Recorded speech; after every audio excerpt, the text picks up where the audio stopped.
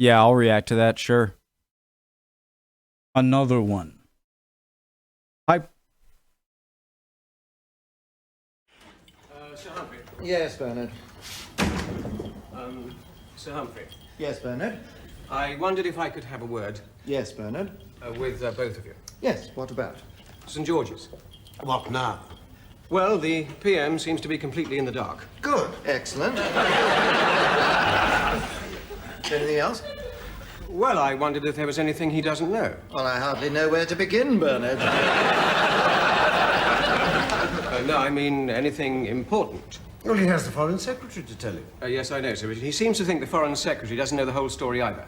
I should hope not. Are you implying that the Prime Minister ought to know what's happening? Well, Okay, so he's the Prime Minister? I'm sorry, guys. Yeah, I'll react to that, sure. Oh, actually, that was good timing. It's me uploading another one of my videos. The other guy I've been watching, this guy right here. He's not the Prime Minister? he is the Prime Minister. Is implying that the Prime Minister ought to know what's happening? Well, he is the Prime Minister. Yes, Bernard, but it's simply too dangerous to let politicians become involved with diplomacy. Diplomacy is about surviving until the next century. Politics is about surviving until Friday afternoon. 157 independent countries in the world. We've dealt with them for years. There's hardly an MP who knows anything about any of them. Show them a map of the world. Most of them have a job finding the Isle of Wight. Surely politicians can't be that ignorant. Very well, sit down, Bernard. Where is the Upper Volta? What's the capital of Chad? It starts with an N. What language do they speak in Mali? Who's the president of Peru? What is the national religion of Cameroon? Bernard? You should stand for Parliament. No, what I mean is, if it's a democracy, shouldn't people sort of discuss things a bit? Oh, of course, full discussion. And shouldn't they have the facts? Of course not. They don't want them. Facts complicate things. All that the press, the people and their elected leaders want to know is who are the goodies and who are the baddies. The problem is that the interests of Britain nearly always involve doing deals with people that the public think are the baddies. And not helping the goodies occasionally when it doesn't help. Who are the goodies and who are the baddies? The problem is that the interests of Britain nearly always involve doing deals with people that the public think are the baddies. And not helping the goodies occasionally when it doesn't help us. So we avoid discussion of foreign affairs. Or rather, we keep all discussion inside the Foreign Office. Then we produce one policy for the Foreign Secretary, which represents our considered view. And he can act upon it. No options? None. No alternatives? None. What if he's not satisfied? Well, if pressed, we look at it again. And come up with a different view? Of course not. We come up with the same view.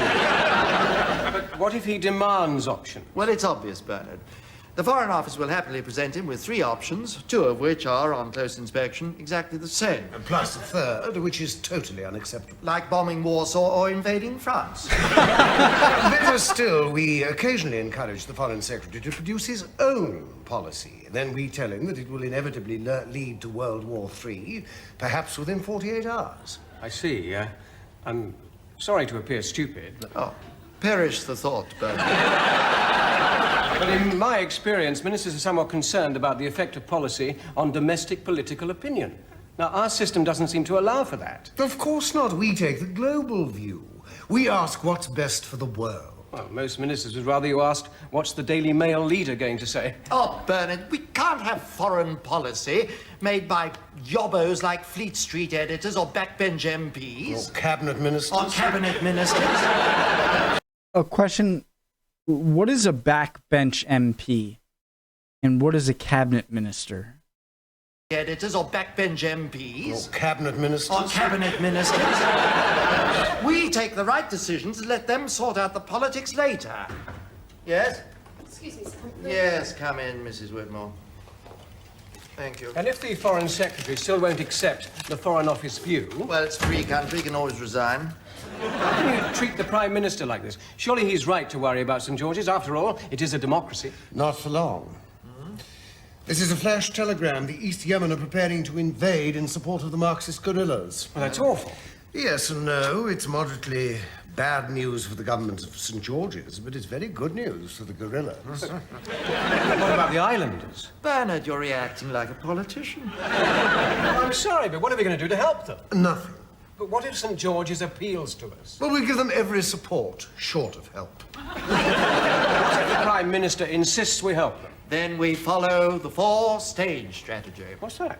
A standard Foreign Office response in a time of crisis.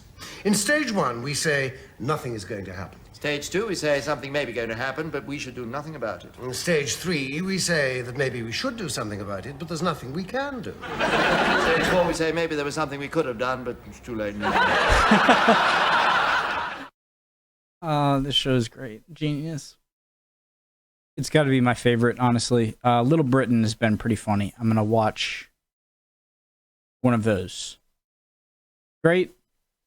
Insightful as always. I'm still not sure exactly who the Prime Minister is. I think it's now the other guy.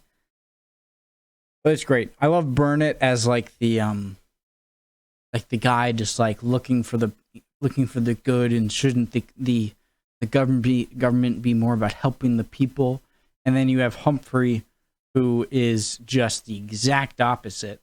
And then you have what I think is the Prime Minister, who wasn't in this video, as a kind of in between those two extremes. Why are the comments off? Great video, like always. See you guys next time. Keep your chin up.